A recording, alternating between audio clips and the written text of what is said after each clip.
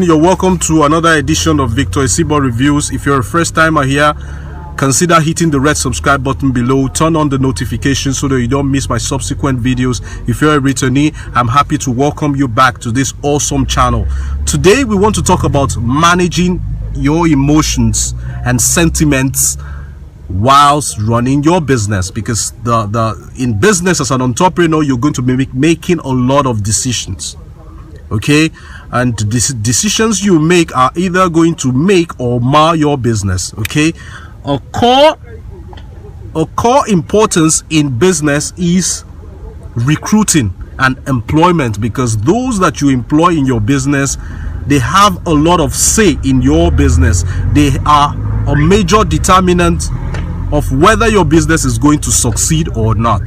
Okay, so you want to recruit the best hands. Okay, so now guys, in terms of employment and recruitment, there's a lot of external influence that takes place in your business, because you have wives, you have siblings, you have church members, you have colleagues, you have business partners, you have acquaintances who know someone who doesn't have a job or who don't have jobs themselves and expect that you help them by employing them.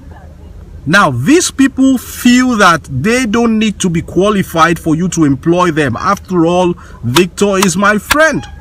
After all, Victor is my neighbor. After all, Victor is my cousin. After all, Victor is... They have crazy expectations just because they know you. So they feel that automatically you owe them a job, whether they're qualified or not. Okay, now if you're married, you know that women could be very pushful when they want something. When a woman truly wants something from you, she's going to go to any length to get that thing from you. Yes, and our wives, they know how best to get what they want from us. I don't know if you've been in a situation where you're looking to employ someone, maybe an accountant, and your wife has a younger sister who studied adult education, something not close to accounting, and she wants you to employ the person. Your wife will be like, baby, I want to ask you a favor. And you'll be like, get it over already, say it already, let's hear it. She'll be like, promise me you won't say no. How would I promise you I would say no? What if, do I know what you want to ask for? What if you want to ask for both my kidneys at once and you're telling me I shouldn't say no? I need to hear what you want to say before I'll decide whether it's going to be a no or a yes. And she's going to be like, yeah, Annie just came back from youth service. Which Annie? Yeah, of course, my younger sister. Oh, congratulations to her. So what's up? And you're looking for an accountant? Yes, I'm looking for an accountant, and Annie is not an accountant. So yeah, she's learned, she can learn on the job. She will start learning on my job, making mistakes on my job, making me lose clients, bringing down the standard of my business while she's learning on the job, when I can as well just go out there and get an accountant who has about 10 years cognate experience and is going to bring his or her know-how into my business and improve my services. Are you serious? Your wife is not going to take it lightly. She's going to be sulking. She's not going to be happy, and it's going to bring friction into your marriage. Momentarily or temporarily, you're going to have to contend with that.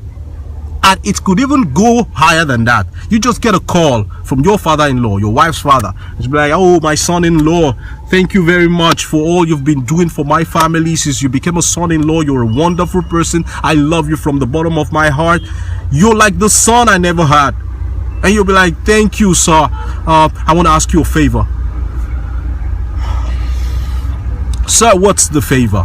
Yes, your sister, automatically your wife, sister has become your sister because they want to ask a favor. Now your sister, your kid sister Annie, she just came back from youth service. It took me a hard time sending her to school, and now that she's back, the labor market is congested. We were thinking that you could help her with a job in your firm. Oh, daddy, it's going to be a great honor to have her in my company. It's just that we do not have We do not have a vacancy that is commensurate with our experience or our qualification, but I'm going to keep her in mind. Once I have something, I'm going to let you know. I'm going to fix her up, or I'm going to check with my partners. When they need something similar to what she did, they are going to get her on board. And your father-in-law is not going to be happy because he wants you to employ her. So you have to be able to make the best business decision for your business and put your sentiments aside. Because the truth of the matter is, people that get jobs in your company, they are your relatives, they are your siblings, or they are referrals of those people. People referred to you by those people. They have this false sense of security. They're so relaxed. They are never tensed. If you have 10 employees and 6 are your family members, relatives, friends, colleagues, or referrals of such, 6, then the rest 4 are people who got the job on merit. If resumption time at your place of work is 8 o'clock, 7:30, those 4 that got the job on merit are already on sit. Now, those 6 people who were referred by family members or are family members and friends or referrals of partners, they are going to be waking up from their beds by that 7:30. Then they will walk in lazily by 8:30, 9 o'clock. Now, they are going to have a false sense of security because, after all, the CEO is my brother or my elder brother's friend or my cousin or my church member or my neighbor. Okay? Now, when they say love is blind is because you have a bias in favor of people whom you care about. Your wife brought someone into the company, her cousin or her sister, or maybe your own younger brother works for you. If he misbehaves and you fire him, your father is going to call a family meeting. Victor, what's wrong with you? You just fired your cousin. You just fired your brother. For God's sake, my brother is incompetent. My cousin is incompetent. My friend is incompetent. You can't work for me. I'm sorry. We've handled issues like this before.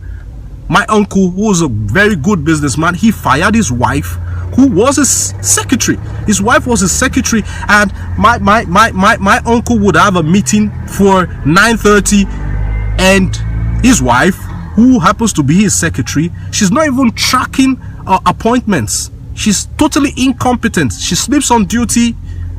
She's not smart. All the clients are complaining about her, that your secretary, she's not nice at all. She's not good at her job.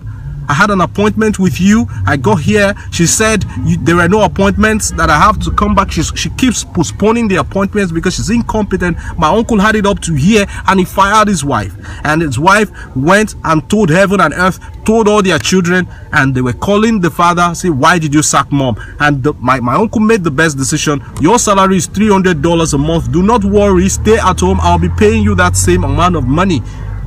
I'd rather pay you $300 for doing nothing for me than pay you $300, then you go and spoil my business. So that is how it works, basically. When you bring your family members into your business, they may be able to, jeopardize your business.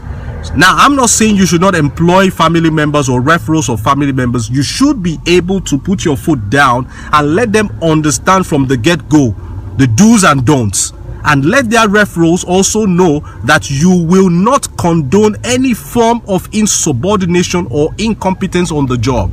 You do not want to put a round peg in a square hole. It simply doesn't fit.